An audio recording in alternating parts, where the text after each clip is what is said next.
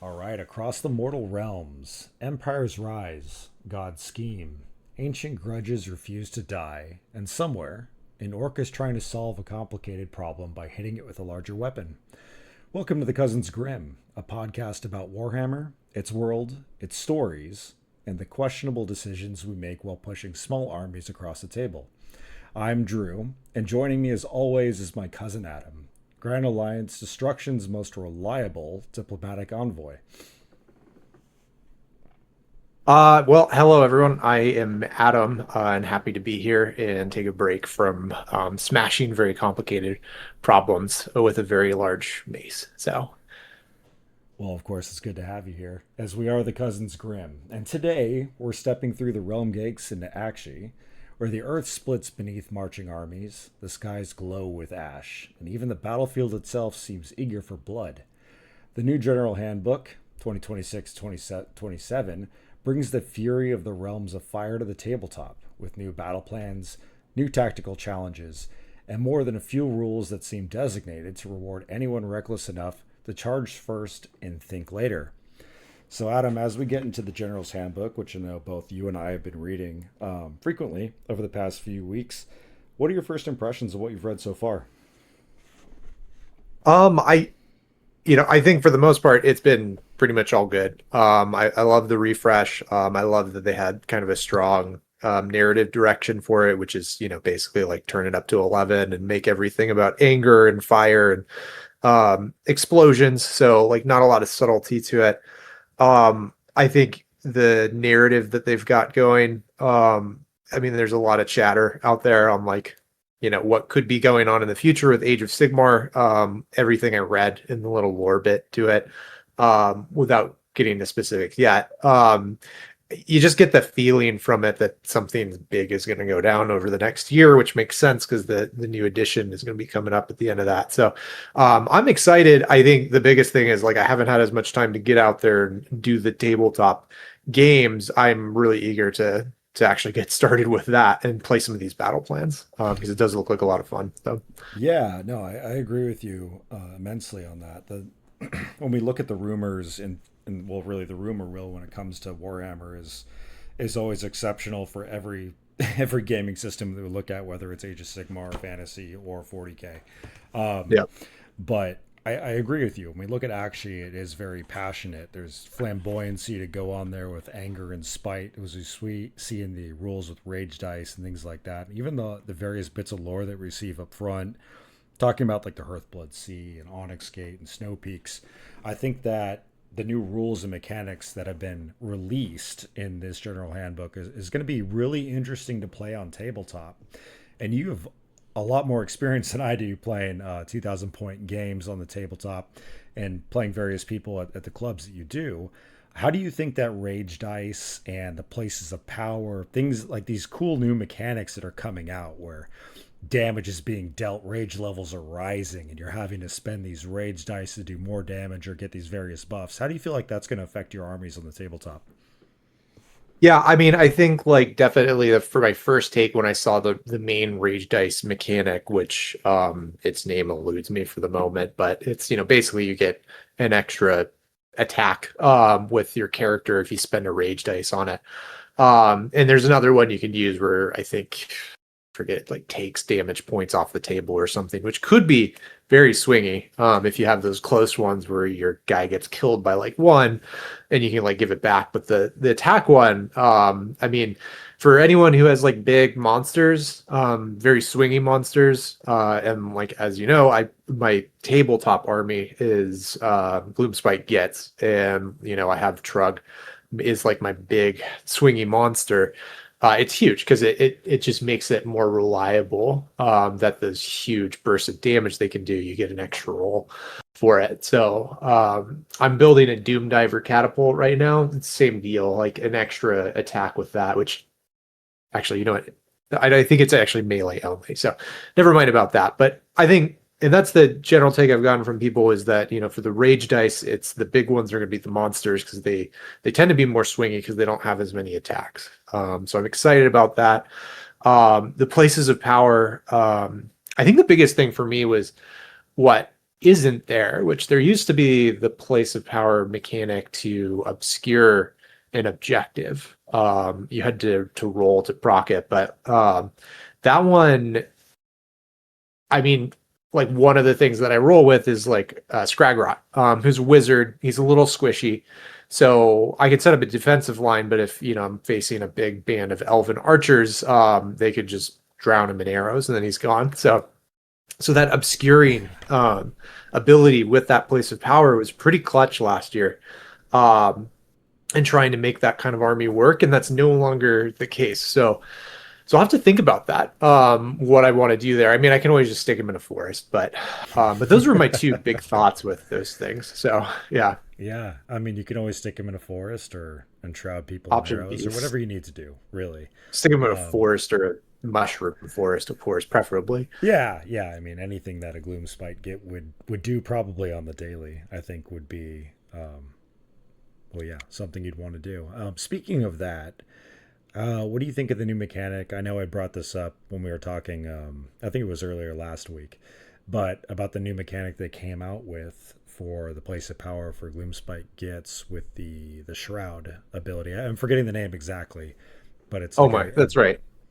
Yeah, because they had all the free abilities for the Gloom Spike Gits, and that's the one I think is that it gives the ability to enshroud. Although I'm gonna have to delay you on that one because I need to go pull it up on Warhammer Community. yeah, yeah, yeah. Um, No, it was cool let though. me. I mean, anytime any destruction faction comes up, I always look at the rules for your sake, just because it's interesting. One, and then two, I want to know how you're going to pull one over on me when we play together. So it's like learning things about your enemy, you know. Oh yeah, exactly. And I think that was I don't know if they had the same thing last year with Gyron where every army got like their own cool ability, but yeah. Yeah, I wish I had known. I like I said, I've been earlier, or I guess not as in depth in the 2K play since we've started playing together. I've been more of a spearhead guy myself, but I look forward to a lot of what these mechanics are going to be doing in the General's Handbook. And since the Cousins Grimm, as we are, we love lore. We are big lore heavy people. We love talking about it, writing about it, discussing it. Around the very early part of the General's Handbook, I'm not going to get specifically into the pages here, but there are certain parts of the scenery of Aqshy that are going to be taking place in the new campaigns and things like that. If you want to run narrative campaigns, which you and I are going to do very soon, you released a introductory video on their narrative campaign that we're going to be going through. When you look at these different places that are pointed out early in the General Handbook, which one stood out to you the most? For me, it was the Onyx Gate, which I'll talk about. But which one did you prefer the most? Yeah, I mean the Onyx Gate. I mean, I'll leave that one to you. It's got death written all over it. Yeah, yeah, So yeah, yeah, yeah. I think my first thought when I saw that is like, what bullshit, Nagash, nonsense is going to come pouring out of that. Yeah, Probably for like the next Warhammer quest or something. I don't know. yeah. I hope So so. yeah, so Emberguard for one. I mean, like I do really like. I think one thing that we had said is like, okay, we're going back to Aqshy, which it seems Yeah. like a lot of the focus is on Aqshy. The Mm-hmm. first Sigmar books were about were set in Aqshy. Yeah. And there's just been a lot done there. But I think what I've really loved about this is that with Emberguard, they're like not letting it go.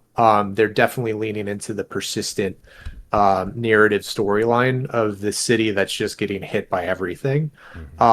And I believe we're playing to like where the Ember Stone is coming from, that we're using for our rage dice. So I thought that was cool. It's a interesting setting. We'll see what goes on there. The Heartblood Sea, also interesting because in the lore it mentions that's actually, I mentioned like the first Sigmar book was set in Aqshy, and it was by the Heartblood Sea according to the book. So that's Yeah, kind of that's cool to see awesome. it there. Our first narrative campaign is two armies that are clashing on their way to the Brimstone Peninsula.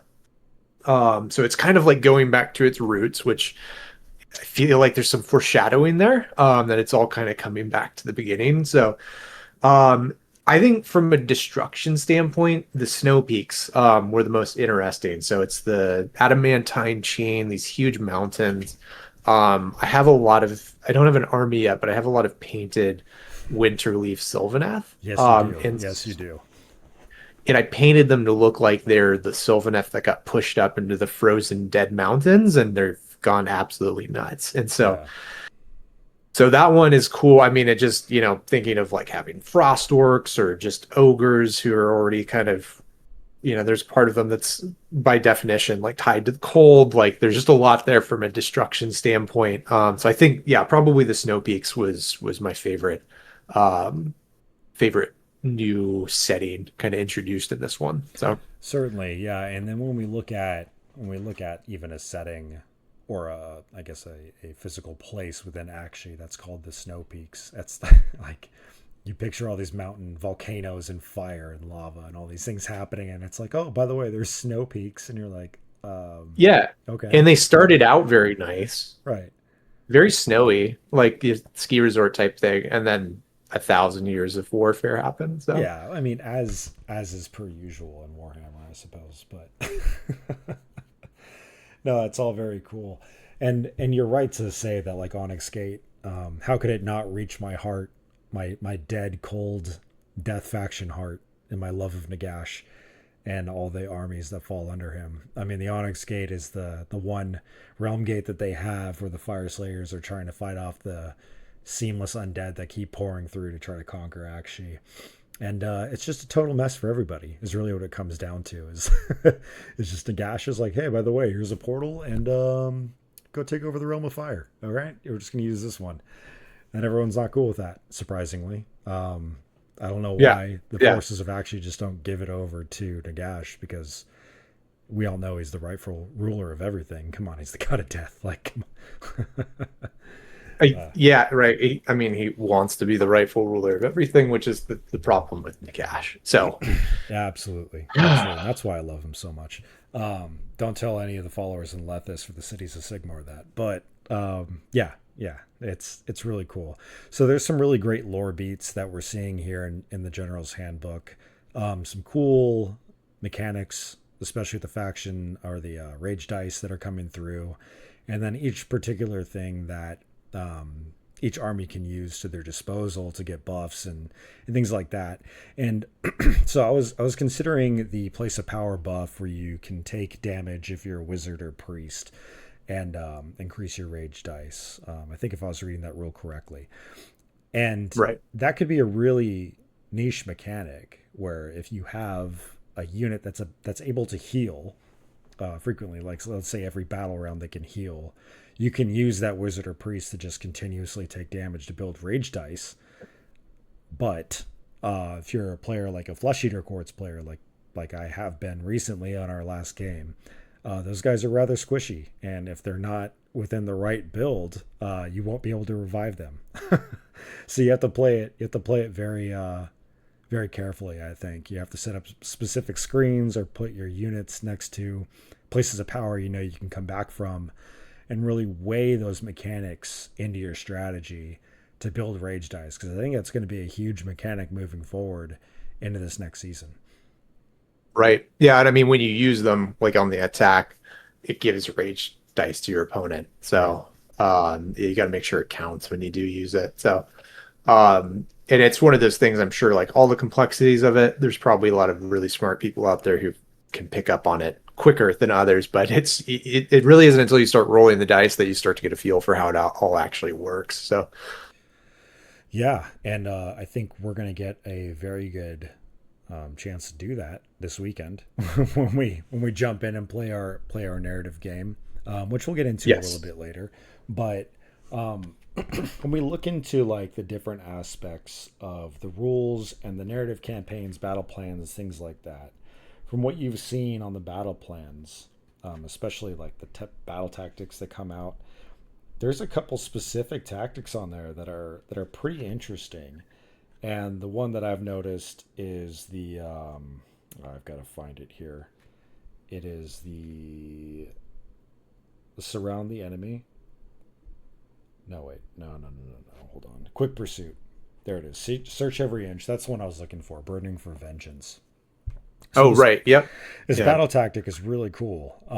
I was trying to think about how I would implement that into any of my death factions, where it's like it's not taking the place of scouting, but in a sense, you're having to like say that's my fugitive over there, and then you have to like plan out your movement phase, your charges, how you want to move across the field to maintain the specific distances that are pointed out through the different levels of the secondaries, to like I'm here looking at you, to I'm kind of stalking you but not in combat, but like now I'm in combat. it Right. it's cool how it implements secondary points to making you really focus on how you move your units, and I thought that was kind of fun. Yeah, it is very thematic. I think that one, and I actually chose that one for the army that I'm going to be using this weekend Okay, I'm gonna for write that. the I'm gonna write that what is down. it? The blades of corn. So it just because I was just doing it all thematic, and I was like, yeah, this is an army that's about to encounter a wizard, and they hate wizards, and so I was like, so we're definitely going to do burning for vengeance, and I think I know who the fugitive is going to be. Yeah, I think I It's know going to be too. the softest, squishiest wizard they can see. So because I thought it was a cool mechanic, and so getting to what you're saying, like, so the first one I think is more of it's like a movement thing. You got to get people in three different quadrants and they just can't be piled up in the center, which is, and they don't have to be out of combat. So that was the thing with Scouting Force. It was like you always had to like keep units out of combat, Right, right. which could itself play out well if you go for like one of those 5 round games, like I've done with Gloomspite Gets, where you just sort of wreak havoc towards the end. Hmm. But in this one, you don't have to do that. But in the second one, it does say that it has to be 3 or more friendly units. They're within 12 inches, not wholly within, so not too harsh in that sense, but out of combat. And that's like I'm just mentally thinking of how you would even like accomplish that as like your second battle tactic. Right. So it's probably going to play out in rounds 2 to 4, ideally, when you've got the enemy running around on the field, probably trying to engage with those people. It's tricky, but it does have a second option, which is just there is no enemy fugitive on the I was battlefield just because you've about to killed them bring that already. up. Yeah, so I was just like, okay, that works. Corn can do this. The first part, the no combat part, I was like, no, but that they gave you the second option, I was like, I'll take it. So yeah. Anyways, No, I think you're right, because I was looking at it's yeah, the second tactic there, strike quick pursuit, which is what we were talking about. Is like if you're playing an army like you are going to be playing, which is Blades of Corn, want to get up in people's faces and hacking and slashing for the blood god. Um, yeah, it's going to be hard to stay that 12 inches away when you could you get just easily charge in and take a skull. yeah, and it's good because you get punished in the Blades of Corn if you don't get into combat. So it's people start dying. Um and so yeah, no, I think it should be a fun one to see play out for sure. I think so too. And yeah, a lot of these unique styles of battle tactics are going to be really interesting. When you and I get together again this weekend and we play through our narrative campaign, I'm really excited to test out all these mechanics, seeing how the narrative that we've created plays out with the new rules, and I really want to see how rage dice work. Really, I want to see how that works with our army and my mage. I hope he's not too squishy and just gets blown up because he's so mad. I mean, we'll have to see. Right. Yeah, because we're bringing an extra hero character too. Right. So that's gonna be fun. I think with the Deathbringer, if I'm right, and how I understand the Rage dice, like that's you know, it's gonna make him even more powerful. So but yeah, we'll have to see. It'll be Yeah. interesting. Yeah, angry corn berserkers against angry fire wizards. It's going to be a match for the centuries. And speaking of our narrative campaign, we did release a video, or Adam put together a very good introductory video that shows off the different armies that are going to be playing against each other. And in the description of the video, it spells out how we're going to be playing this ascension type game with points. So Adam, would you care to maybe tell everyone exactly what that's going to be like for us? Yeah, yeah. So I ended up putting it in a document because I want to make sure the rules were all down, but I don't need to go into like that level of detail. But basically, the gist of it is it's going to be a 3 battle campaign, and so this actually uses something that's new in Scourge of Aqshy, which is the Aqshian Crusade. Mm. So these can be up to 12.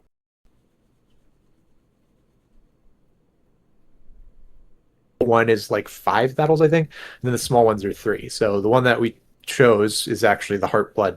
Um, what was it? The Heartblood. I'll pull it up now.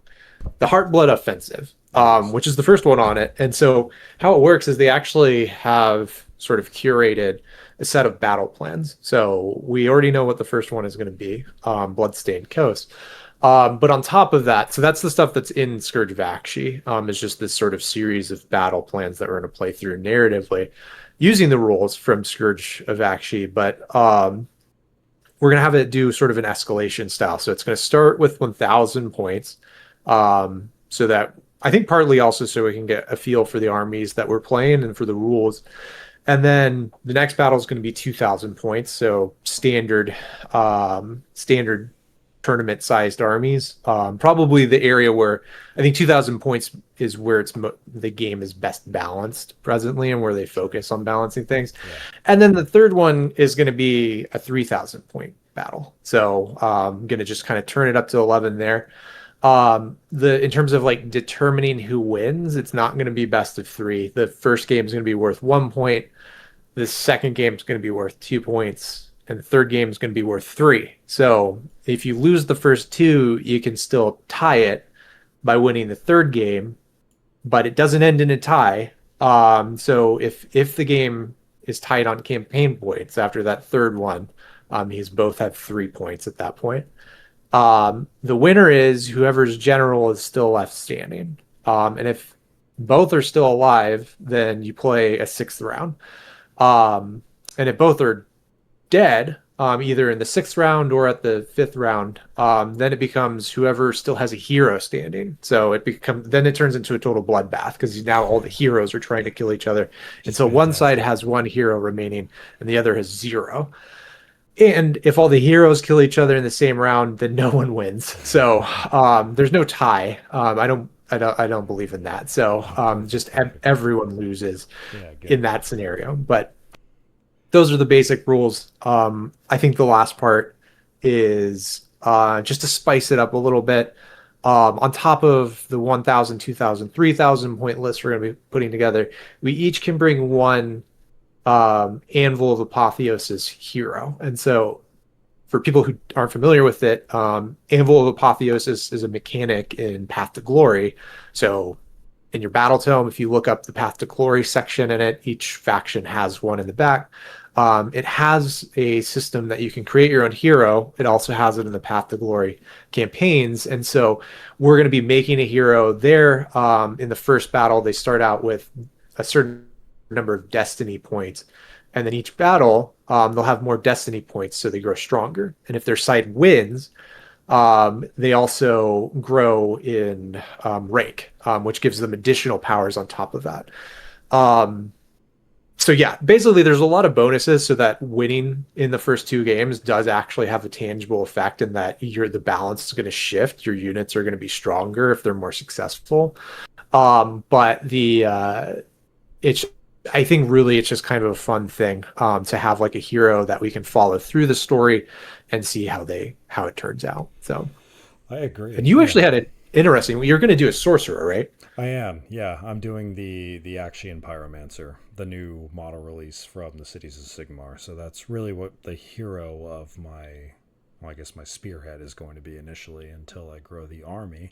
There is another bonus hero that I've thrown in there though that I'm very curious to see how they're going to play out in the long run with their specific buffs, especially as we reach to the 3,000 point level of play, because you and I talk frequently about cog forts, whether we like it or not.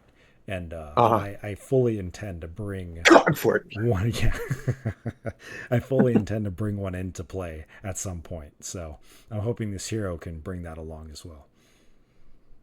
Yeah, I get the feeling it might show up in that 2000 point battle, which is fair enough. It just might. So It just might. The it point, would. the point cost on them is a little high for the one I want. I think it's like 520 points. But Is it 520? well, it Oh, depends. You yeah. can build them different ways. They have different point values. But the one that I'm looking for is, I think, around 520. If not that, then 480. But still, right around 500 Yeah. points. Okay. So how does it work? Because I my gits have yet to figure out a way to turn a mushroom into a cog fort. So I'm not as familiar with the mechanics on like how they're built. So Well, so from what I've read so far, and I'm not exactly the expert on cog forts by any means necessary, but I did just recently pick up the Cities of Sigmar Battle Tome for fourth edition. It's fantastic. When I was looking yeah. through the war scrolls of them, Cities of Sigmar have a opportunity to build the cog fort in many different fashions. But if you're a faction outside of Cities of Sigmar, you can only take it as it's not Regiment of Renown, but you can take it as a. I'm forgetting the phrase, but you could take it as an extra unit outside of what your army normally would. The Yeah. term will come back to me. But Yeah. there's only one specific cog fort you can do that with, and the battle tome is behind me, like way behind me, so I'm not going to reach for it. But there is a specific cog fort that you can take if you're outside of the Cities of Sigmar, and I think that one is like between 420 or 480. It's somewhere in there. I forget which one it was.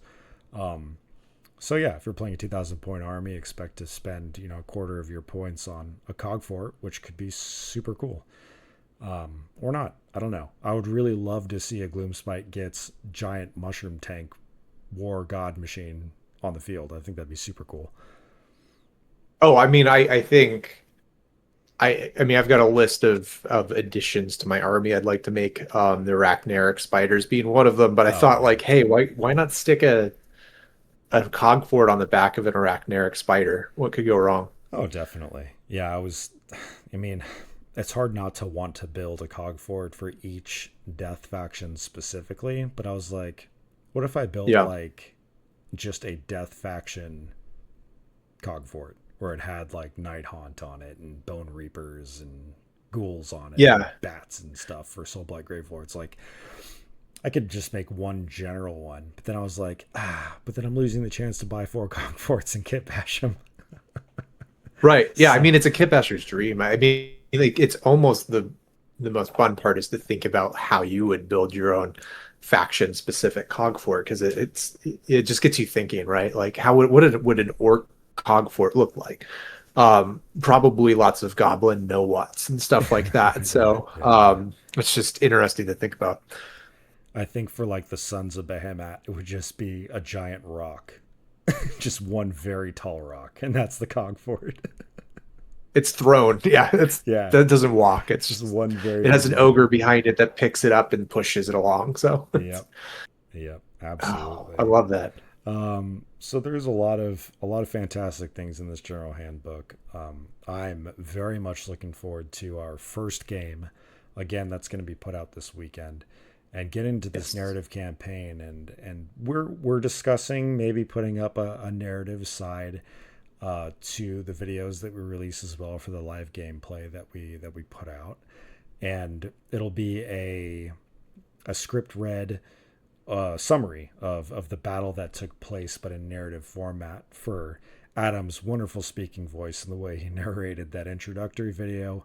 I'm imagining, Adam, you're going to be out there and you're going to be summarizing the next thing that we write up to discuss what our battle unfolded to and maybe what's going to be coming up next. Yeah, absolutely. I mean, so I think the idea is we're definitely gonna like play through that campaign and there's just all the shenanigans that happen during an actual game. And yeah, I think if we can make it work, having it I think would be great to have a narration to go along with it. I love doing the voice side of it. And producing the video was a lot of fun. Fortunately, like ChatGPT makes it really easy that I can have sort of like a visual side of it going Right. that takes our, we we have what goes on in the game, we'll write kind of a narrative based on what goes on in the game and then put together these visuals and sort of have a story so if people want to follow it that way.